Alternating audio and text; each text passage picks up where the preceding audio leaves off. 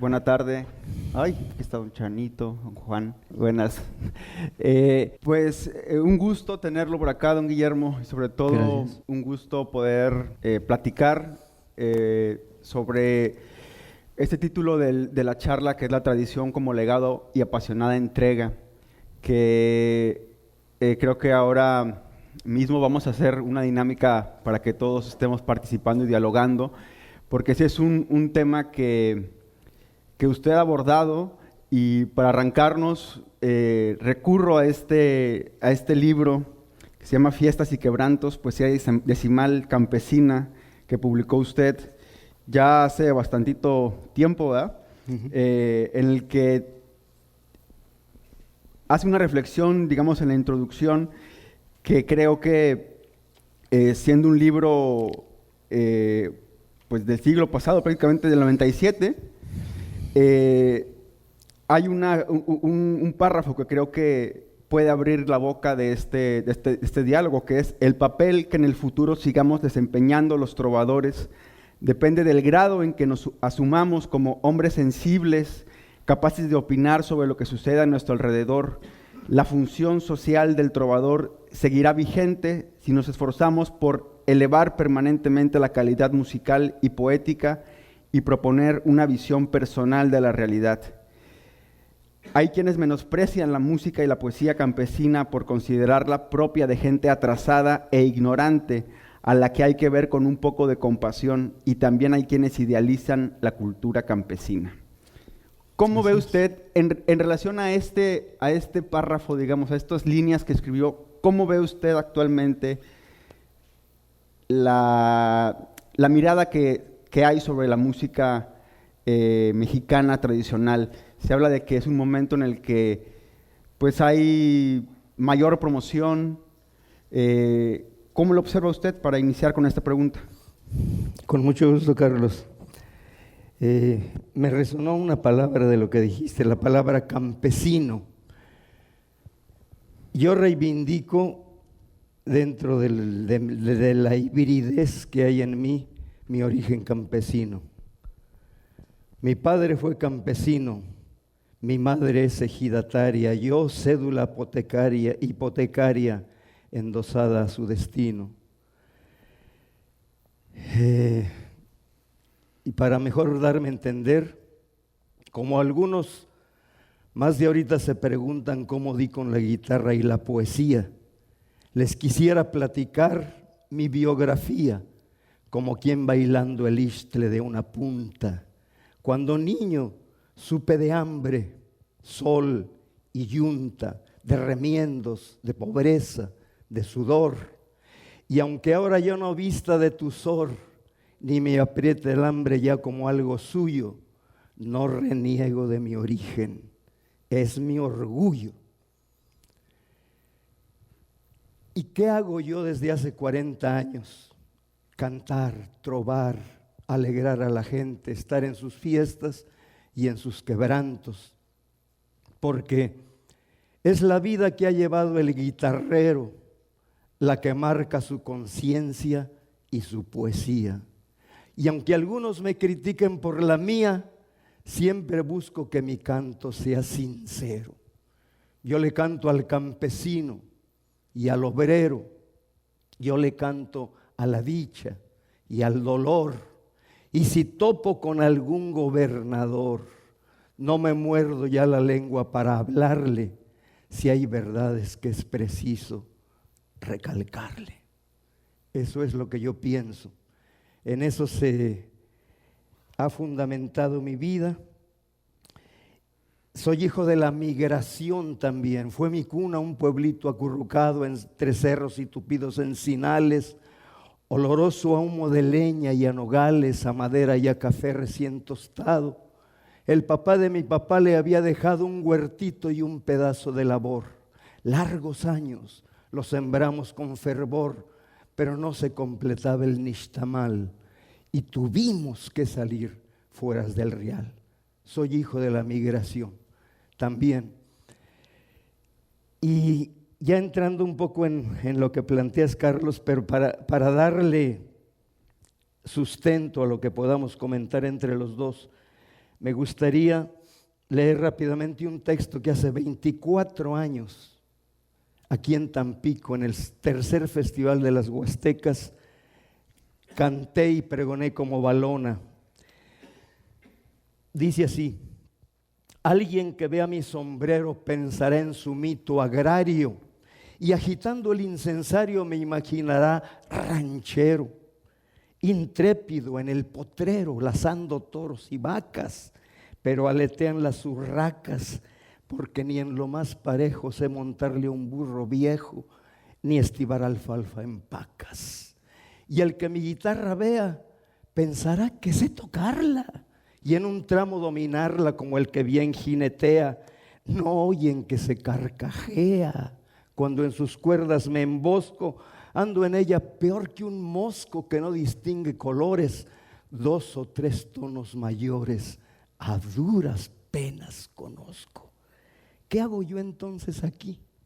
Parado en este escenario, sentado en este escenario, ni jilguero ni canario.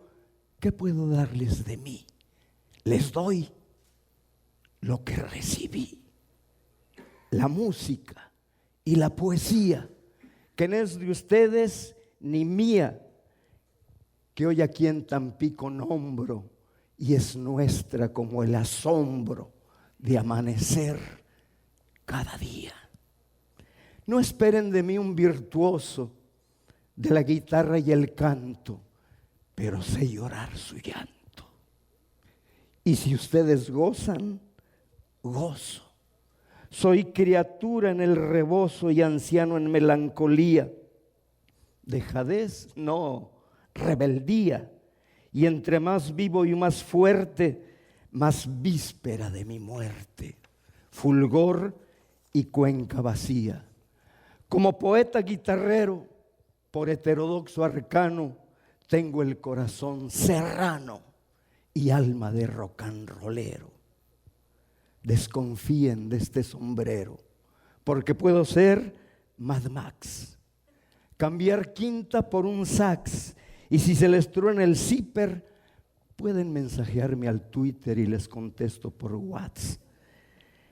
Pero no crean, soy argüente, más que orégano chilcuague, más que certidumbre amague, más que guitarrero duende, y en fin, de ustedes depende que cuerdas, voz y madera sean el pabilo en la cera que ilumine la creación, porque sones que ya son, y ellos lo saben muy bien, porque sones que ya son serán después que yo muera.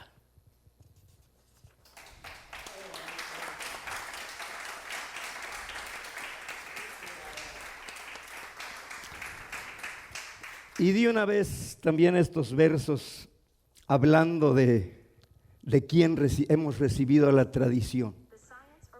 El tema de la tradición siento yo que es el que va a gravitar esta tarde aquí, y me interesa como ponerle andamiaje a lo que vamos a platicar con Carlos.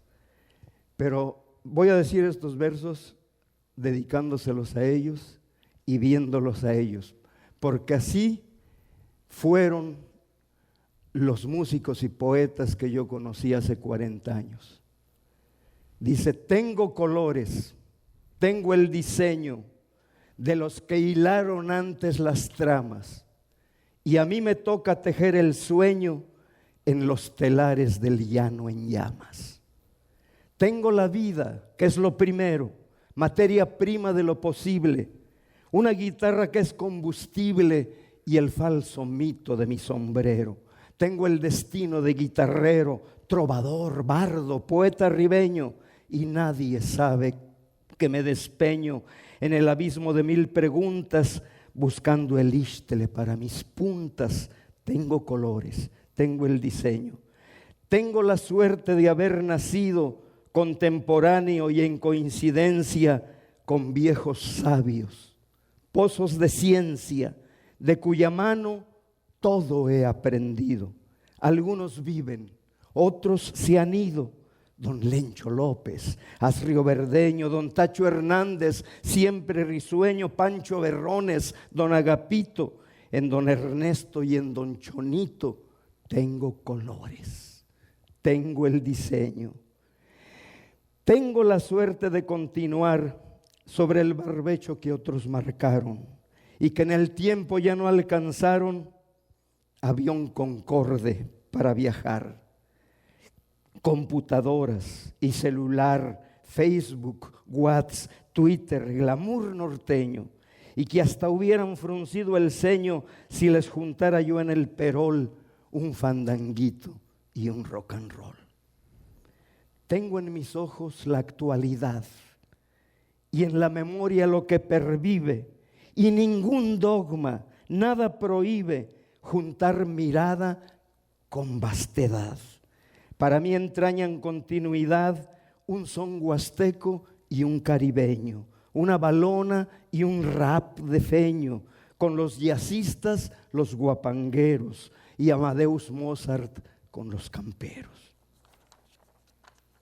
Tengo de cierto que las visiones rígidas, duras, intransigentes, que todo lavan con detergentes, que inmovilizan las tradiciones, terminan siempre siendo prisiones, folclor barato para el ensueño, blanqueando a fuerzas lo que es trigueño, contradictorio, vivo, inacible, lo vuelven mustio, trunco, irrisible.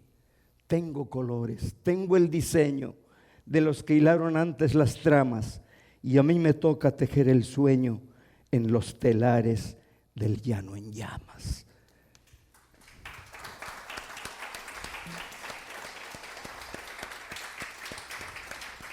Es decir, Carlos, yo pienso que la tradición innegablemente es un legado. Como decía un amigo trovador canario, es recibir lo dado, lo que nos dan, y dar lo recibido. Esa es la dinámica, recibir lo dado y dar lo recibido. Porque así como estos señores que tienen años tocando y viviendo de la música, ojalá que así sea, porque no siempre es posible, de ellos recibimos. Yo los siento a ellos como si fueran los guapangueros que yo conocí hace 40 años, porque los intuyo, porque como les decía, tan solo de verlos yo sé que están habitados por la música, porque se han entregado a ellos, a ella, y ese es la otra parte de lo que decía, el legado y la apasionada entrega. Pero nos toca vivir a cada uno de nosotros el tiempo que nos tocó,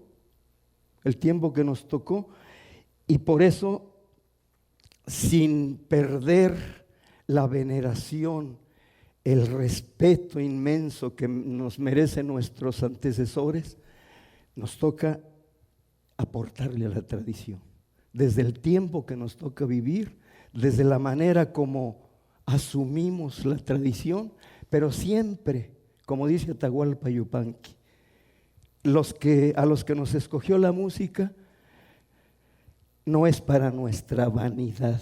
Él habla del canto, dice el canto para el que fue elegido por la música es para su sacrificio, no para su vanidad. Y eso es muy importante y yo así lo asumo. Entonces, habiendo nacido en el año 48, en el 68 yo tenía 20 años, pero soy partícipe sin duda del movimiento del 68 en México, del movimiento mundial en esos años de la juventud, del empuje que se engendró en ese tiempo por la liberación en todos los sentidos, de hombres y mujeres, la libertad de ser, las luchas revolucionarias en Centroamérica. De todo eso soy hijo. Como dice otro verso, pertenezco a mi tiempo claroscuro, y entre iconografías que se me apilan, soy hijo de John Lennon y Bob Dylan, de la pirecua, el son y el rock más duro, de mi abuelo en la mina y del carburo, soy flama persistente, veta hundida, y soy, aunque me crean, causa perdida, gota de agua tenaz, que no se cansa de humedecer la raíz de la esperanza y el inefable juego de la vida. Desde allí, todo esto que tú acabas de decir, desde allí es donde lo quiero ver. Si me hicieras favor de formular a partir de lo que he platicado, que quiero que sea como el humus de lo que platiquemos entre todos. Lo primero que me salta, y lo platicamos justo cuando estábamos empezando en la charla, era hay una comprensión, digamos, como la que tiene usted, de un legado, de una entrega, Sí. como la que puede tener don Juan, don Chanito, los músicos viejos, digamos, ¿no? Y indudablemente se ha transformado esa visión de qué es la tradición. Hay quien, para ponerlo en términos directos, y así lo mensajeamos nosotros, hay quien quiere, como usted lo menciona en el verso, que la música tradicional sea una cosa de museo, que lo que escucharon hace 40 años permanezca así. Hay quien busca un recurso o una experiencia estética sobre la música tradicional y cambiarla a su modo. Y hay otros que dicen, bueno, yo sé tocar violín y jarana y guitarra quinta, pero quiero tocar corridos en lugar de tocar sones huastecos porque la gente quiere corridos. En ese sentido, se ha transformado, digamos, este entendimiento del legado tal vez a un tema artístico, tal vez a un tema de un compromiso social, y al otro que es mucho más urgente, que es el de comer diario, ¿no? Que es el de buscar. Digamos, usted tiene la tradición arribeña, digamos, es un poco distinta a la dinámica que se da en el son huasteco, ¿no? En el son huasteco, pues está el tema del talón, está el tema de trabajar diario, y en el arribeño está el tema de las fiestas o de los compromisos que tienen. La pregunta específicamente es eso: ¿cómo ve este entramado que se ha convertido actualmente, de que sí hay un entendimiento muy distinto de la tradición, de cómo se lleva la tradición a la gente y cómo ese legado, en lugar de a veces devolverlo, se quiere aprisionar y se quiere hacer pues como una pertenencia, ¿no? Más que una ofrenda? Mira, lo primero es que hay una frase que alguien dijo, no sé ni quién, que para mí condensa muy bien lo que yo pienso acerca de la tradición. La tradición es la transmisión del fuego, no la adoración de las cenizas. Dicho de otro modo, con un verso que no hice yo, pero lo suscribo, dice: para mí la tradición no es reliquia del pasado, ni folclor pasteurizado, ni folclor pasteurizado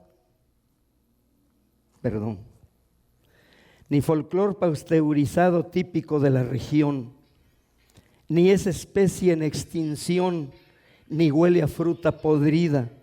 No es esa idea tan vendida de costumbre decadente. La tradición ciertamente es el fuego de la vida. Yo así lo creo.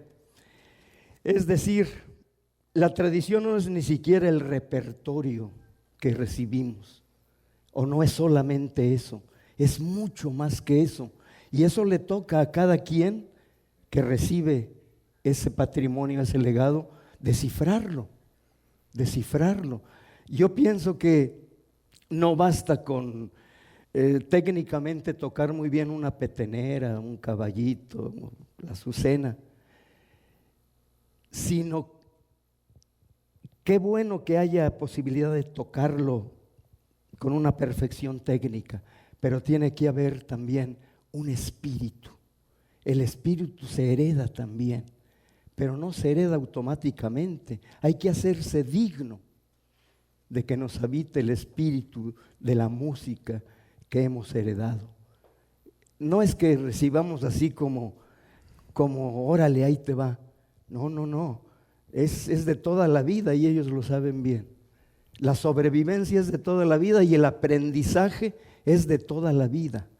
Porque no se trata solamente de aprender las pisadas, se trata de aprender a entrar adentro de la música y de la tradición, para conocerla, para reconocerla y para que después, con el paso de los años y la entrega, seamos capaces, después de haberla recibido, actualizarla con el tiempo que nos ha tocado vivir, dignificarla, difundirla con toda la generosidad de que seamos capaces, no con egoísmo, no con esas trabas que muchas veces impiden la comunicación real con los demás. Y finalmente, entregarla a los que siguen. Así tiene que ser. Una tradición, y esto yo lo he dicho desde toda mi vida, no principia con un individuo, por muy bueno que sea, ni termina en él. La tradición, para mi gusto, es una suma sabia de las cualidades que cada músico, cada poeta tiene. Y lo digo porque yo lo he vivido. Yo conocí un personaje como don Antonio García, que no sabía ni afinar la guitarra, pero era un brillantísimo improvisador y era un hombre poeta de un temperamento que temblaba uno cuando lo veía enfrente, ¿no? Pero había otro que era excelente para el mánico de la guitarra y para puntear en las piezas y en los minuetes la música, pero no tenía voz, pero no era capaz de improvisar. Conocí otro que tenía un temperamento tremendo, pero era muy rebuscado en lo que cantaba y lo que improvisaba. Conocí a uno de mis primeros maestros que tocaba el violín, apenas lo tocaba, pero era el que alegraba las fiestas. ¿Por qué digo todo esto? Porque en cada uno de esos personajes había algo muy valioso y había algo que faltaba. Pero la suma de todo, de todas las cosas buenas que tenía cada uno de ellos, es lo que hacía grande a la tradición. Porque en las tradiciones también yo creo no debe haber vedetismos, no debe haber rockstars. Cada quien le aporta a la tradición lo que a su alcance está, lo que a su alcance está.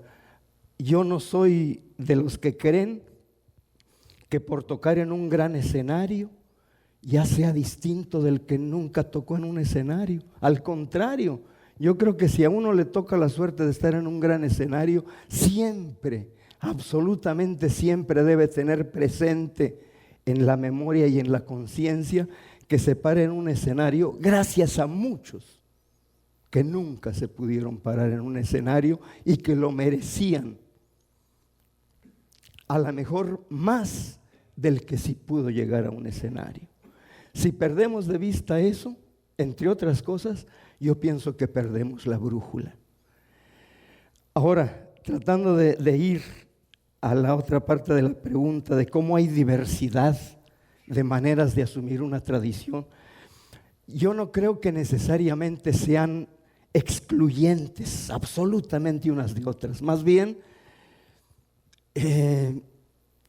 me atrevo a decir que una etapa como esta, en el son huasteco, aunque no lo conozco a profundidad, pero sí en el huapango arribeño, es una etapa de transición, es una etapa de una relativa confusión, de que no se ve muy claro hacia dónde apunta.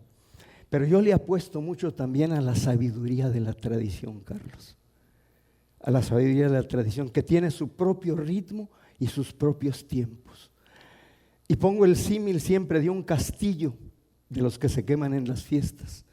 El castillo combina dos cosas, y sobre todo los viejos castillos que conocí, combinan explosiones maravillosas de luces, de buscapiéses multicolores, pero también combinan silencio, aparente silencio, o cuando menos disminución de lo que uno piensa que es el castillo. Como que no sucede nada o se crea una cierta confusión, pero es porque la polvorita está caminando sin que se vea. Camina, camina, camina y de repente está ahí otra vez. Y como tiene otro ritmo y otros tiempos, los tiempos de la tradición no son los tiempos ni siquiera de una época predeterminada, mucho menos los tiempos individuales. La tradición tiene también una connotación colectiva.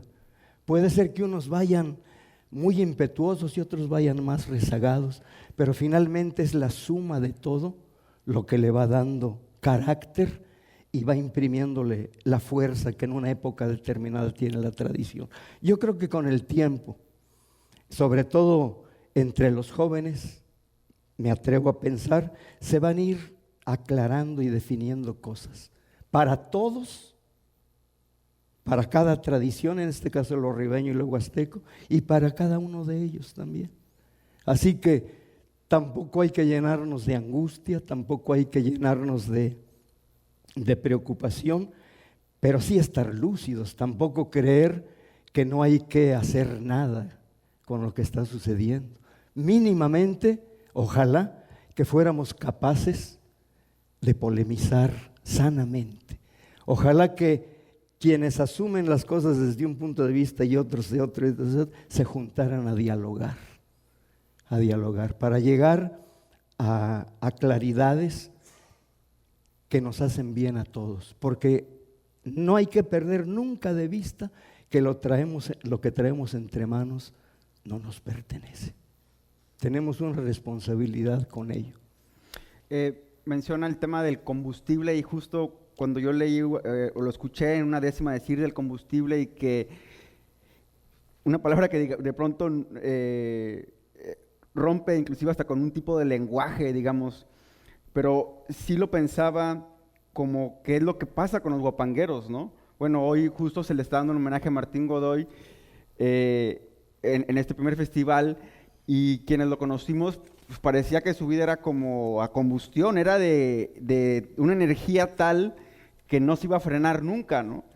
Y inclusive en contra de su propia existencia, ¿no? Pero era tanto esa energía que tenía, también justo lo acabamos de ver, bueno, terriblemente la semana pasada que muere también Román Güemes, este antropólogo y músico. Uh-huh.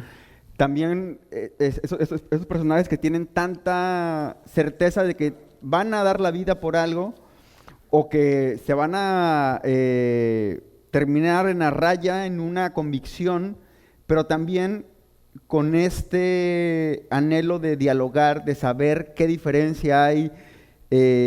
Platicamos de un término y voy a poner este tema digamos, en la sala para luego ya dialogarlos entre todos. El término que nació, no sé, hace unos 4 o 5 años tal vez en redes sociales, de la policía del son, ¿no? Uh-huh. Que empezó como una broma de decir la policía del son, pues ¿quiénes la integran, no? Los que quieren que se toque el son como se tocaba hace 40 años, ¿no? Y que llegaban a un guapango y decían, no, pues es que ese músico ya no es el bueno, ¿no? Y esta postura, digamos, servía también para romantizar, que es a lo que quiero llegar, que solamente era válido el músico que no era de ciudad, por ejemplo, que el músico realmente importante era el que estaba en la comunidad, tocando ceremonias, es decir, como había una especie de polarización, ¿no? Pero esta polarización, comúnmente los músicos coincidían en algo, eran que su vida iba entregada a la música, entregada al legado que tenían, tanto el músico de ciudad como el músico campesino, el músico indígena. En ese sentido, a usted, preguntarle, el término de policía del son, ¿lo conocía? Un poco para polemizar sobre este tema, sobre esos términos que de pronto llegan tanto al son jarocho como al son huasteco, como al son arribeño. Un poco ahora se está integrando el término al son de Tierra Caliente, también al lado de Jalisco, ¿no? Que también está teniendo una aproximación a través de las músicas tradicionales. Pero ¿qué le parece ese término así de policía del son? ¿O usted ya la tenía registrada desde mucho antes? Esta actitud, digamos, de querer sobreproteger una tradición que inclusive a veces no está ni siquiera en los músicos, sino en quien organiza un festival, en quien cocina en un festival. O sea, está mucho más fuera de quien ejecuta un instrumento o quien un trovador, ¿no? Me haces pensar dos cosas. Primera, en el último medio siglo, del que yo puedo dar testimonio, ha habido evidentemente un recambio generacional. El perfil de los señores como trío no es el de la actualidad. O sea, entre los jóvenes ya es otro el perfil. Músicos como ellos que yo conocí tenían, por ejemplo, un alto sentido de gremio. Había rivalidad, pero no una rivalidad encarnizada, de ninguna manera. La rivalidad se daba arriba de los tablados en una topada. Como decía un viejo guitarrero, abajo somos amigos, nos tomamos una cerveza, nos echamos una copa, nos damos un abrazo, pero arriba, decía yo, no tengo amigos. Cuando yo estoy arriba del tablado y me estoy enfrentando a otro, yo no reconozco amigos, ahí nos vamos a dar, ¿no? Pero eran amorosísimos, porque entonces otra cosa, entonces no había ni siquiera, los músicos no teníamos en qué movernos. Yo llegué a ver a los músicos trepados en carros metaleros en Río Verde para llegar de un compromiso a otro y caminar.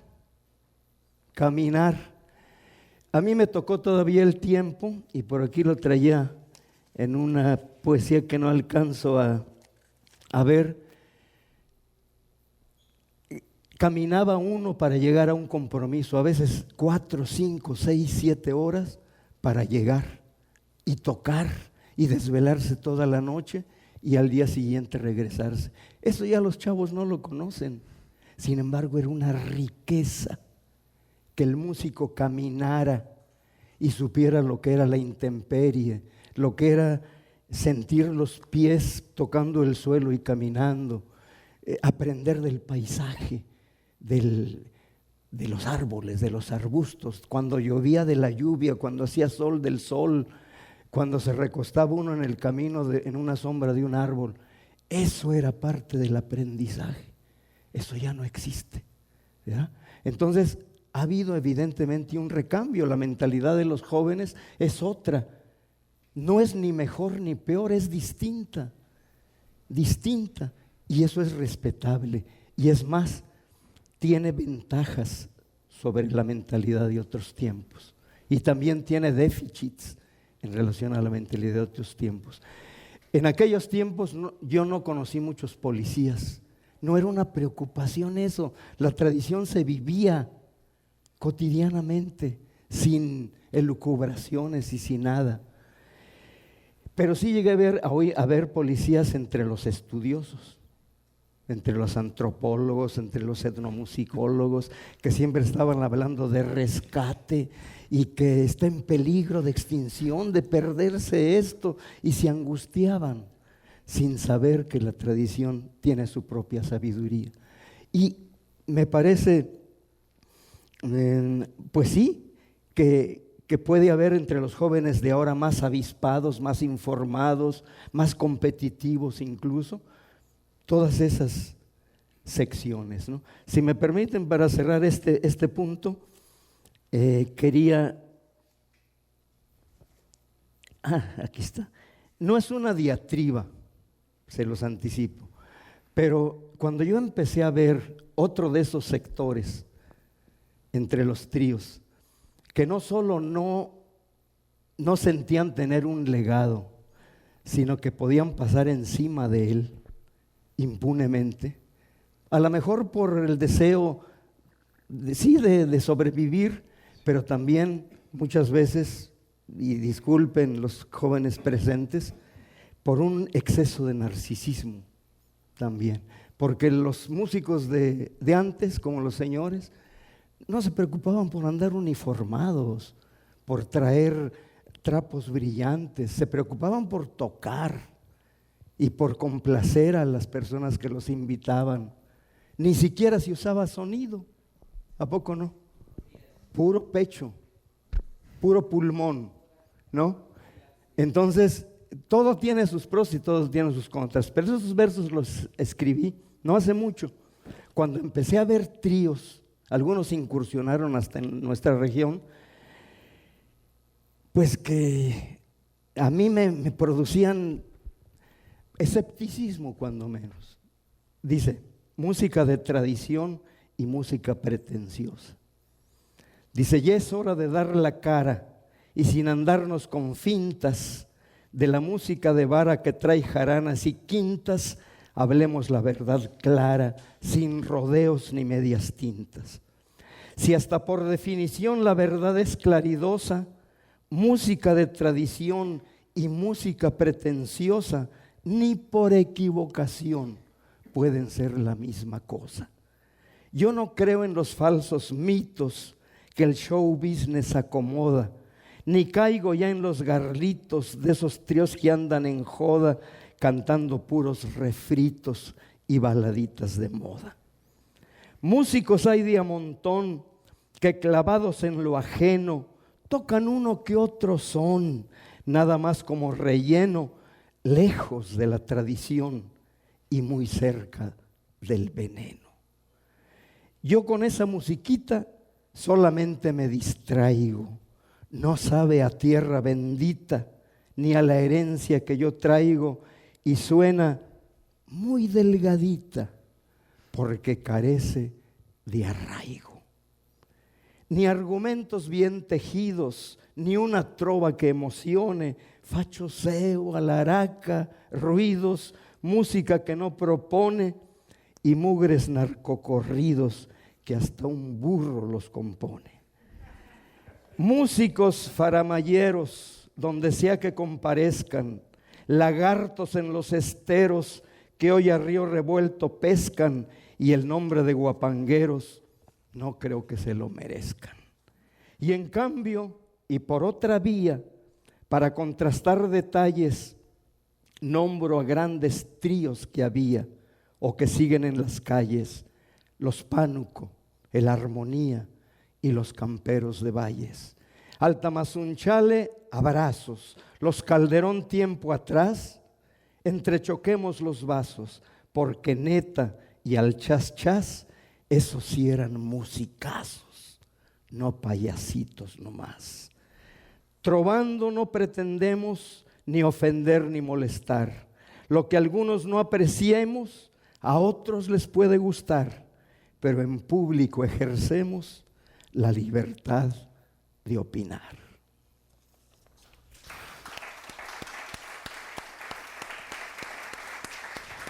Suena medio policíaco, ¿no? Ciertamente, pero va dirigido precisamente a ese sector que yo no sé si todavía está en auge, pero estuvo en auge no hace mucho, ¿no? Ahora, un poco para abrir el diálogo, porque también es cierto que la tradición, no sé si usted lo vea también así, don Guillermo, se asimila de acuerdo a cómo te toque llegar a la tradición. Es decir, hay gente que es de familia, como Matías Ramírez, aquí ya lo vi.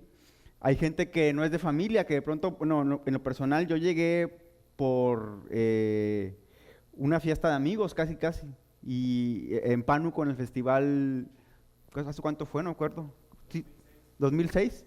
O sea que nosotros fuimos realmente a echar unas cervezas y yo me sentí envuelto por la música y dije, o sea, me sorprendió mucho, ¿no? Y después vas pensando, bueno, eso también es nuestro, también soy parte de esto. Claro. Pero a mí siempre me ha conmovido cómo un niño o una niña pueden crecer en un ambiente guapanguero. Yo sé que también usted se topó, el destino lo topó con la música, por lo que sabemos, lo que usted ha dicho en la entrevista. Pero para abrir creo que el micrófono para quien quiera opinar, me gustaría, también está Erika atrás, ¿qué entienden ustedes por legado, por la tradición como un legado? Para un poco dialogar, y quien más quiera platicar, también está aquí don Juan, que él cuando llegó aquí al sur de Tamaulipas de González empezó a tocar, es decir, no, cualquiera pensaría, no, ya traía desde González. Él aquí vino al sur y aquí empezó a conocer la música huasteca, y también fue pues devorado, digamos, por la tradición, ¿no? Porque ya ni siquiera es que su vida le pertenezca, de pronto es la tradición. Ahora sí, como citando a un político que dijo que ya no me pertenece, como dijo, yo no me pertenezco a mí, pertenezco al pueblo. Pero es un poco lo que sucede, yo creo, también en estas experiencias de vivir la tradición a profundidad, ¿no? No sé si ya Matías tiene, o Erika, es quien quiera, o quien quiera hablar para ustedes, ¿qué significa, digamos, la tradición y cómo llegaron a la tradición musical, en este caso la huasteca? Buenas noches. Soy Adán Reyes de Chicontepec. Ahí está. Ya lo aprendieron. Llegué a una parte donde creo que sí me tocó.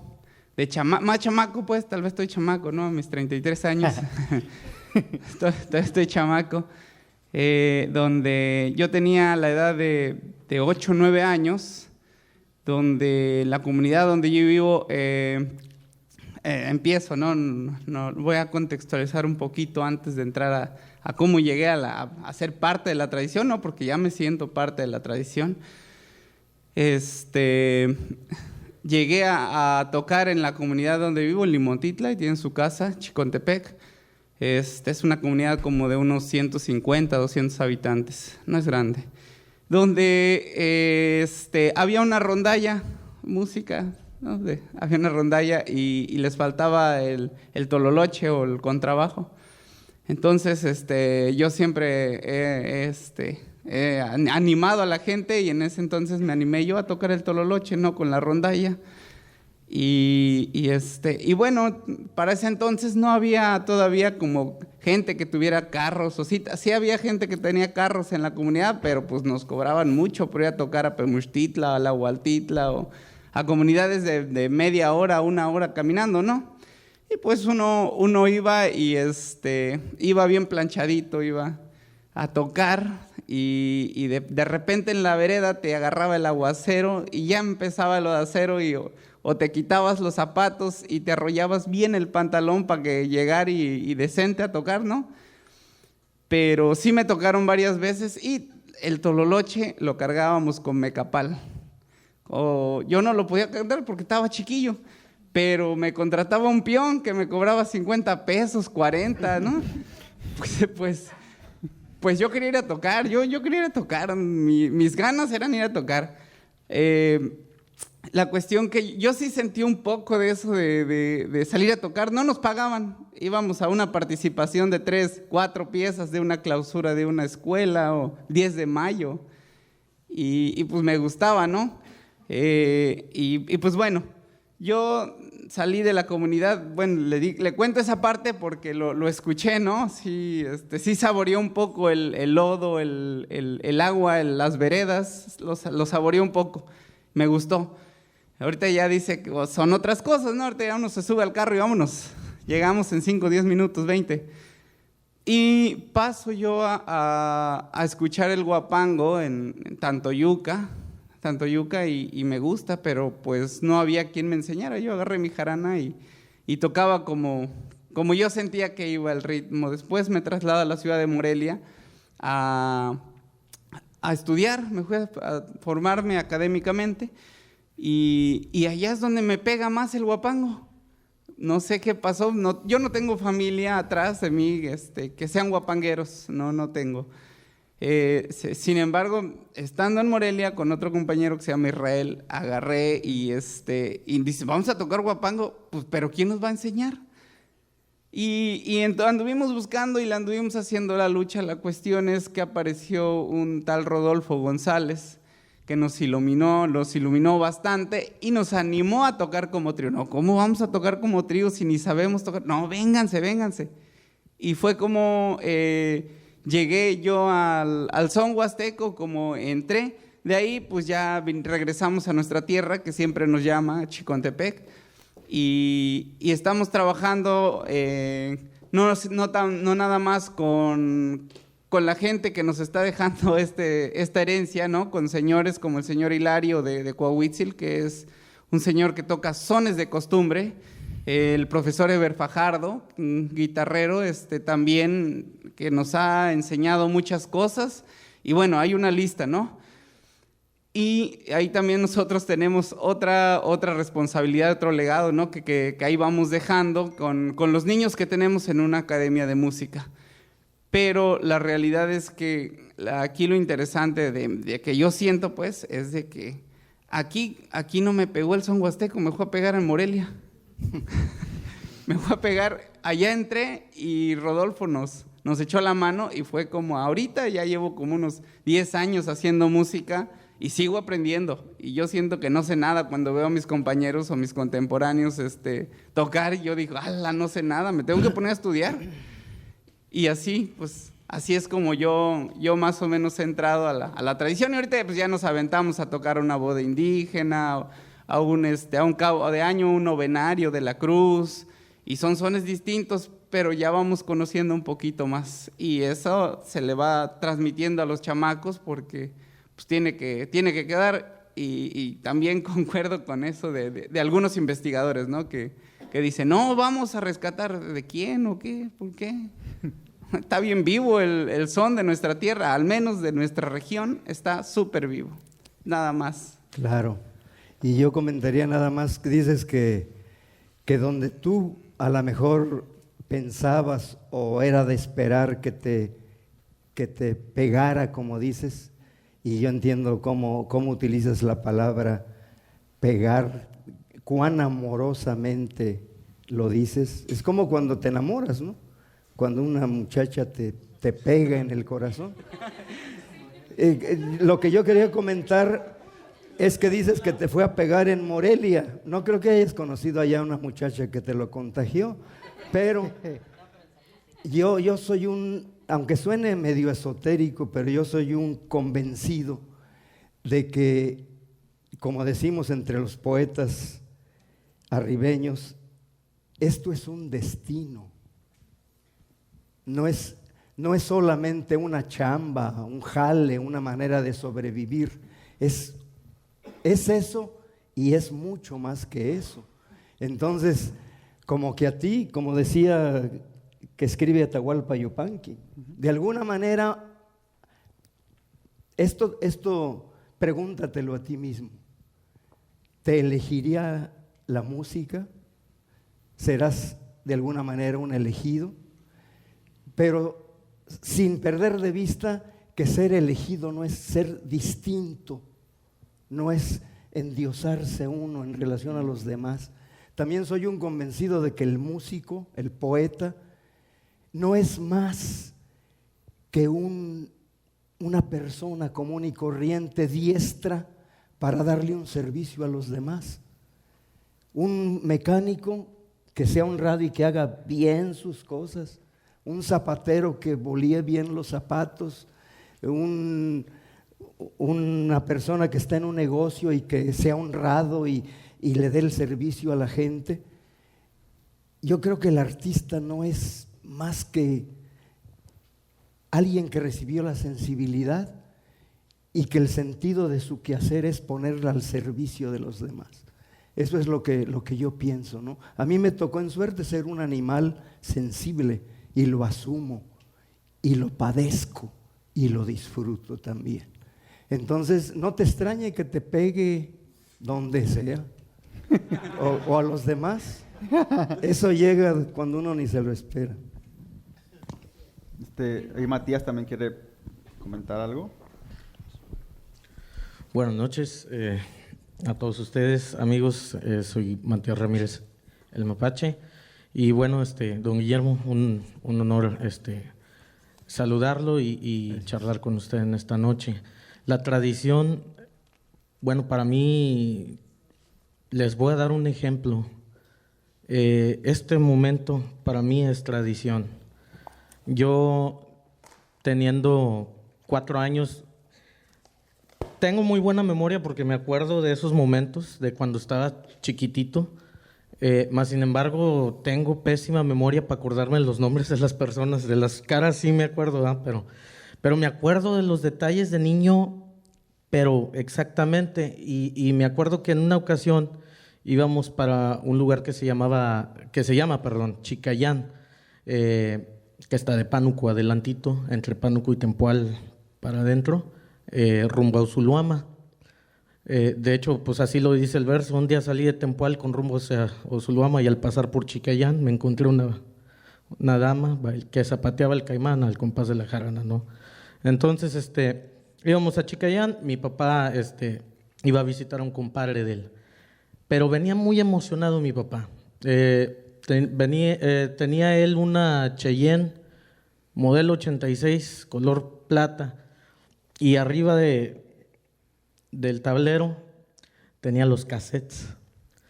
Los que siempre estaban ahí eran los 3, 4 volúmenes de Los Cantores del Pánuco, obviamente por pues su hermano el Águila, los Camalote, que para él era lo máximo en cuanto a guapangos, los Armonía Huasteca y obviamente otro que Tamazunchale y también Camperos de Valles, los Caimanes de Tampico también, de Martín Godoy con el Chiles y Turrubiates. Y también obviamente pues venían los cassettes de la época que estaban en auge, ¿no? Pistoleros famosos de Cadetes de Linares, éxitos de películas, Los Tigres del Norte, El Taur de Vicente Fernández. Pero en esa ocasión, esos eran los de siempre que íbamos a los viajes. Pero en esa ocasión, don Guillermo, era el año del 93, si mal no recuerdo, 94, y nos iba platicando mi mamá y a mí, que éramos los que íbamos con él en la camioneta. Conocí a un gran señor, un trovador que no tiene mamá, ¿verdad?, para trovar, pero un verdadero chingón, en la Casa de las Flores. Dice, allí tuve el honor de conocerlo y la verdad vengo muy contento y vamos a poner un cassette de don Guillermo Velázquez y los Leones de la Sierra. Y nunca se me olvidó el momento donde empecé a escuchar: ¡viva el guapango! ¡Viva el tablado! ¡Viva la música mexicana! ¡Vivan los poetas! ¡Venga una diana! ¡Arriba el baile del zapateado! Que era muy diferente al guapango que yo escuchaba todos los días. Como ya le di los ejemplos, muy, muy diferente. Y yo decía, nos gustó mucho a mi mamá y a mí. Y yo le decía, papá, pero ¿por qué ustedes no cantan así? ¿Verdad? ¿Por qué? ¿Y por qué se paró la música? Y así yo bastantes preguntas a la edad de 4 años, ¿verdad? Y mi papá pues ya me dijo, lo que pasa es que ellos son de una zona que se llama Ribeña, y ya me explicó ahí, ¿verdad? Yo realmente en esos momentos no entendí nada, pero dije, son otro tipo de guapangueros, ¿verdad? Para mí es algo muy difícil tener unas botas enormes que llenar, porque, por ejemplo, mi abuelo, que fue don Epifanio Ramírez Escalante, compositor, por ejemplo, de versos como Jalapa para las Flores, Veracruz para el Danzón, o sí, así es, muchos versos que todos los guapangueros hoy en día cantan y que no saben que son de él, de la autoría de él, que ahí andan, ¿no? Él fue un gran trovador de su época, allá por 1930, hasta que tuvo un accidente quedó inhabilitado toda la mitad de su cuerpo, ¿no? Ahí fue donde él compuso el Huapango Mi Desgracia, que grabaron los Cantores del Pánuco. Tener a mis tíos que todos tocan, todos cantan, todos, la mayoría trovan. Mi tío el Águila de los Cantores, ni se diga, una de las mejores voces. Y mi papá, que también era un trovador repentista tremendo y el alma de la fiesta, ¿no? Y grandes quinteros, tanto mi tío como mi papá. Y ahorita yo, en la actualidad que ya me quedé con el trío después de que falleció papá, para mí es muy difícil. No me he atrevido todavía a sacar un disco o a grabar algo, porque siento que debo de cuidar esa tradición o más bien el sello que viene de la familia de nosotros, que viene del estilo de lo que estamos llamando nosotros el estilo de la vía corta, que no es el estilo panuquero. El estilo panuquero es más como Aureliano Horta, más como don Genaro Martínez de los Camalotes, don Hermilo Gómez, que fue el padre del estilo panuquero, se podría decir, junto con 30 Meses. Más sin embargo, el estilo de la vía corta es diferente, es un poco, vaya, para diferenciarlo sencillamente, el panuquero es pasión, sentimiento, y el de la vía corta exige más pues educación musical. De ahí el por qué tal vez en algunas grabaciones de don Aureliano, él metía vueltas en mayor cuando las armonías iban en tonalidad de menor, pero porque se entiende que él aprendió de la manera en que él pudo. Él no tuvo una educación musical, mas sin embargo, el de la vía corta, como tuvieron mucho contacto con músicos, como saxofonistas, músicos de cámara que venían de la Ciudad de México a tocar aquí al puerto, ellos aprendieron mucha teoría musical. Entonces de ahí salen monstruos, por ejemplo, como Juan Coronel, el Zurdo Castillo, y por nombrar algunos, ¿no?, de aquella época, que todos ellos tienen eso en común, que ellos tenían vaya, musicalmente hablando, en cuanto al son huasteco, eran como que lo máximo, porque no había un error de alguna nota en el violín, no había algún error de que entraran tarde a cantar, o sea, eran bien medido todo.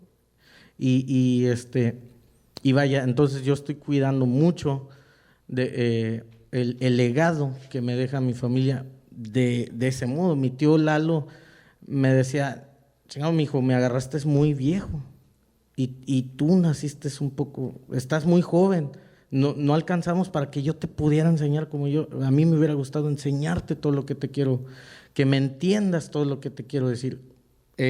Años después de su fallecimiento logré entender todo lo que él me decía, y ahí vamos. Espero pronto poder presentar ese trabajo de lo que viene siendo algo más pegado al estilo de acá, de lo que es Tampico, a la vía corta, que es municipio Tampico Alto, municipio de Zuluama. Y bueno, como lo dije, de niño tal vez menosprecié mucho el huapango, porque no es menospreciar, sino de que para mí era tan normal crecer entre que estuviera don Chucho tocando la quinta, o que fueran los Camalotes, que fuera don Artemio Villeda, o escuchar el violín de don Genaro, que siempre me apartaba de jugar con mis primos y me quedaba ahí paradito al lado de don Genaro.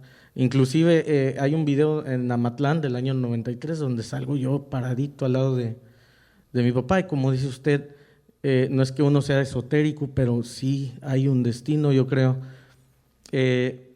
La mitad de mi familia, de parte de mi mamá, pues es de Monterrey, Nuevo León, entonces soy huasteco norteño, también toco norteño. Yo de hecho empecé siendo mariachi y luego norteño.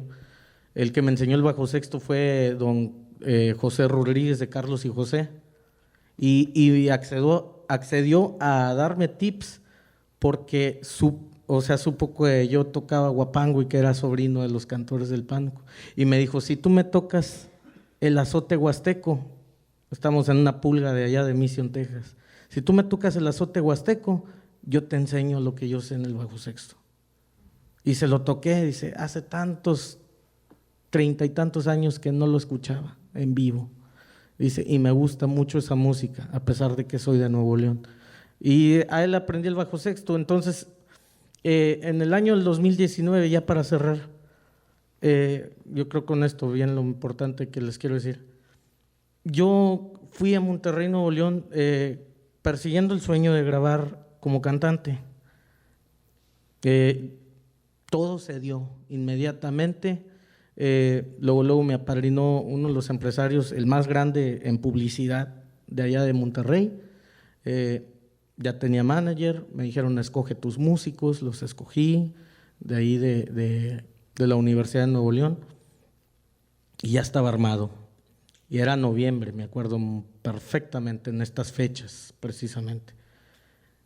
Yo tenía 2 compromisos que cumplir, el 23 y el 24. El 23 en Aguacatlán de Guadalupe, en Pinal, que hacen el festival de los tríos, y al día siguiente nos presentábamos Fascinación Huasteca en la Universidad de Texcoco. Entonces allá estuvimos y esas 2 presentaciones fueron como nunca para mí, o sea, las vivimos al 100, muy entregado el público con nosotros con ellos. Y el siguiente fin de semana, el Festival de Amatlán. Y estuve ahí los 3 días, casi no dormí. Dormí, si acaso, como 3 horas por día, por tanto que había que vivir ahí. Todos los que hemos vivido la magia de Amatlán lo sabemos, que a pesar de que te desvelas, te cargas de una energía inexplicable y llegas con toda la energía de nuevo a tu casa a darle ganas a lo que estés haciendo. El chiste es de que estando yo en Amatlán, yo dije, es que yo soy esto, yo soy huasteco. Y le hablé al empresario, que ya me estaban esperando para hacer unas cuantas tocadas allá en Monterrey, y en enero ya entramos a grabar. Le digo, ¿sabe qué? Pasa que cambié de opinión y ya no quiero seguir con el proyecto de grabar con mi grupo norteño. Pero ¿cómo, mijo? Que mira, que piensa, lo que te vemos mucho futuro, que la fregada. Y le digo, lo siento, es que aquí está donde yo quiero estar, en la Huasteca. Entonces yo creo que el destino, como usted dice, la tradición nos marca y hay que seguir con lo que nos marca.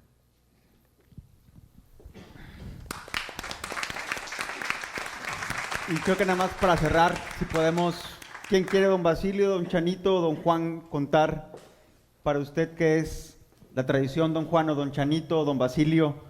Porque es otra generación completamente. A ver, Chanito.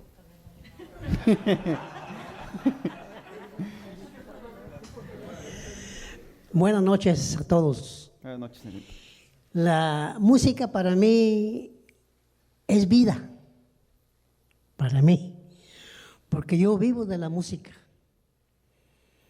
y yo aprendí de chico. Yo no sabía hablar el español, hablaba náhuatl y empecé a darle. Y mi papá tocaba con mi hermano y yo ahí me pegaba con ellos porque yo quería aprender. Y ya me dijo un papá, dice, mira, puedes aprender, pero no toques, porque la vida de un músico es una máquina, no, hombre, ¿para qué quieres? No la vas a hacer. ¿cómo no? Le digo, si ustedes están tocando, yo no voy a tocar yo. Le digo, sí. Y así como fue, aprendí a tocar y a vivir en la música también. Y eso es bonito porque yo veo que un músico nunca muere de hambre, nunca de los nunca. Porque si no tengo de comer, toco y me dan de comer. La verdad. Para un taco me dan. Y así hice la lucha a aprender y aprendí. Ya después, pues ya. Me vine casando con acá mis ojos ya. A seguir en la música. Oiga, ¿y cómo fue? ¿Usted aprendió allá en su casa con su papá? Allá con mi papá aprendí. ¿En qué lugar? En Limontitla, municipio de San Martín, Chalchicuautla, San Luis Potosí. ¿Y cuando llegó aquí? Cuando llegué aquí, nosotros yo vine a pasear, no me venía a quedar. Yo vine a un bautizo de un sobrino que vive en la colonia de California. Y ahí llegamos y dice mi hermana, pues ya pasó la fiesta. Sí, le digo, yo creo que denme chance de estar unos 5 días más. Sí, lo que quieras, aquí no hay problema, aquí puedes vivir.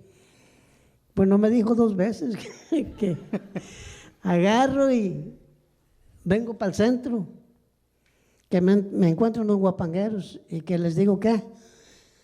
Denme chance, no sean malos. Sí, cómo no. Me dan la jarana y a tocar. Y como yo soy guapanguero, pero toco canciones, canto canciones. Y es lo que me favoreció. Me dije, bueno, si tú tocas, vente con nosotros y tocamos guapangos y tocamos canciones. Y ahí me fui rolando y hasta ya el último me encontré con mi compadre Basilio y Juanito. Hicimos el trío. Pues ya tenía yo rato aquí en Tampico. Pero es bonito porque un músico le abre las puertas donde quiera, sabiendo tocar. Muchas gracias, Chenito.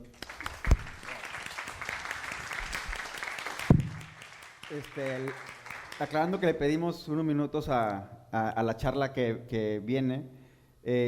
No sé si quiera cerrar algo más o alguien más que quiera. Hay una persona que a mí me gustaría también preguntarle cómo entiende la tradición, porque también es un híbrido, digamos, una mezcla, que es Ramón Chávez.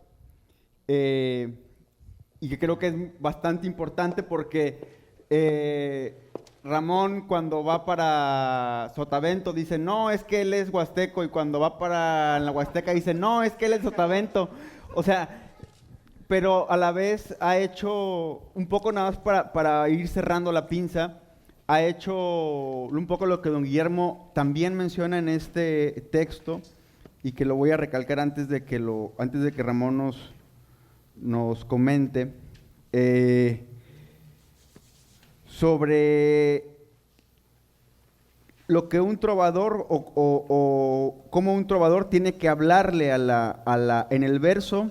Aquí lo voy a decir. Ahora bien, no me preocupa si los trovadores del próximo siglo la abandonan para incorporar otras formas. Lo importante es que no se pierda lo fundamental, la sensibilidad, la conciencia de la historia, la imaginación, la libertad creadora y la vinculación del verso con la gente que escucha y baila. Para mí, una de las cualidades de la tradición donde estoy inmerso es que somos escuchados por miles de gentes. Y creo que, pues bueno, Ramón ha hecho piezas icónicas, el Zacahuil una de ellas, pero otras que hablan de cosas específicamente del puerto, ¿no?, de Tampico. Pero Ramón, ¿tú cómo entiendes la tradición? Bueno, antes que nada, estoy muy contento de compartir esta velada con estar escuchando a Guillermo. Quiero contarles una anécdota. La última vez que lo escuché en el Festival de Decimistas allá en Valles, no sé si te acuerdas, Guillermo, cuando bajaste del escenario, fui, te felicité y me hiciste llorar ese día. Te dije, Guillermo, lloré con esta décima que tú te aventaste, la última que hiciste en ese encuentro de decimistas y versadores. Siempre te he admirado y creo que eres el poeta, el mejor poeta de la lírica nacional, así nada más. Es muy rápido, yo podría decirles, así como se aventó el speech el Mati, soy producto de una masa cultural. Yo nací en los años 50, en el 51, en Tamiagua, una isla sin luz, sin nada, ¿no? Donde el único contacto con el exterior era la radio, la XFW de Tampico y la W de México. Entonces, mi tío compró un radio y lo conectaba en una pila de carro para escuchar, y entonces en los 50, ¿qué se escuchaba? Pues en la tarde escuchábamos a los cantores del Pánuco, al Águila Negra, en las tardes del café, pero luego se escuchaban los tríos y también se escuchaba toda la música caribeña, desde Celia Cruz, de Bienvenido Granda. Entonces, escuché una variedad de todo lo del sur, con los chilenos y los argentinos. Esa música la escuché yo de niño, pero poco guapango. Curiosamente, en Tamiagua no había guapango, casi no se oía en el pueblo, lo oíamos por radio. Y de ahí me acuerdo, ¿no? 10 años después, en el 61, me vengo a Tampico y en los 60 ya estaba el rock and roll acá. Me gusta mucho lo que dices, Guillermo, de que tú eres guapanguero, rockero, rapero. Pues es que trae uno todo eso, ¿no? A mí se me daba muy fácil hacer música con el instrumento que agarrara, pero nunca tuve un maestro ni un instrumento propio. Entonces, ahí me vine. Para acá escuché toda la evolución de los 60s de la música, ya en el puerto de Tampico, cuando me vengo a vivir. A los 10 años, en el 72, me voy a Ciudad Victoria, a la universidad, y entonces ya está el jazz y el blues, y me pongo a escuchar todo el jazz de Dixieland y todos los Duke Ellington, John Coltrane y el blues de B.B. King y todo esto, la melcocha musical, cabrón. Agarré la guitarra, un brother me enseñó a tocar 3 tonos, igual como tú dices, no soy músico, cabrón. Me regaló una armónica y empezamos a hacer blues con la armónica. Me acuerdo que mi primer paso a un escenario fue con Carlos Martín en la guitarra, una guitarra country de 12 cuerdas, y yo con la armónica tocando blues improvisado. En esa década conozco a Alfredo Ponce, que acaba de fallecer hace poco, y en el homenaje que se le hizo en Ciudad Victoria, cuando me toca hablar a mí, le digo, yo nada más quiero decir una cosa, si Alfredo Ponce no se hubiera atravesado en mi vida, yo no sería Ramón Chávez el que conocen, porque Alfredo Ponce fue mi maestro y me impactó con su jarana y su personalidad. Entonces le digo, Alfredo, enséñame a tocar jarana, y me dice, pues cómprate una porque yo no te voy a prestar la mía. Estaba yo trabajando en Sonora. Te quiero hacer una pregunta, Guillermo. ¿Tú estuviste en Magdalena, Jalisco? ¿Cómo sabes? Con Carlos de la Mora. Por supuesto que sí. Bueno, Y ¿te acuerdas? me causa mucha sorpresa. ¿Te acuerdas de ese poema que le pusiste a un audiovisual? Vuelan gaviotas, pañuelos que dicen adiós. Sí, claro. Fíjate cómo desde entonces te traigo en la cabeza. Yo estuve con Carlos de la Mora y en ese momento que estuvimos en Magdalena, tú no estabas ahí. ¿Tú llegaste allí? Estuve trabajando con el equipo de Carlos un tiempecito bien pequeño. Fuimos a hacer un trabajo de rescate de un trabajo que estaban haciendo en La Barca, Jalisco. Claro. Bueno, ya traía yo mi jarana, me la llevaron a un chavo de Michoacán, de Paracho, me la llevó a Obregón, donde estaba trabajando yo en el Valle del Yaquimayo con los campesinos, con los ejidatarios. Pero no la sabía afinar, entonces regreso a Victoria, Alfredo me la afina y me pone la primera lección que me pone, te tienes que aprender la tienda, cabrón. Dale. Ya cuando cantes la tienda puedes decir que ya empiezas, ¿ok? Mientras yo estuve con Alfredo haciendo escuela con él y con otro amigo, con Sergio, pues cantaba, me paraba como él, hacía los changos que hacía él, pues era mi ídolo. Pero luego en el 80, a los 10 años me vengo a Tampico, entonces ya me quedo solo.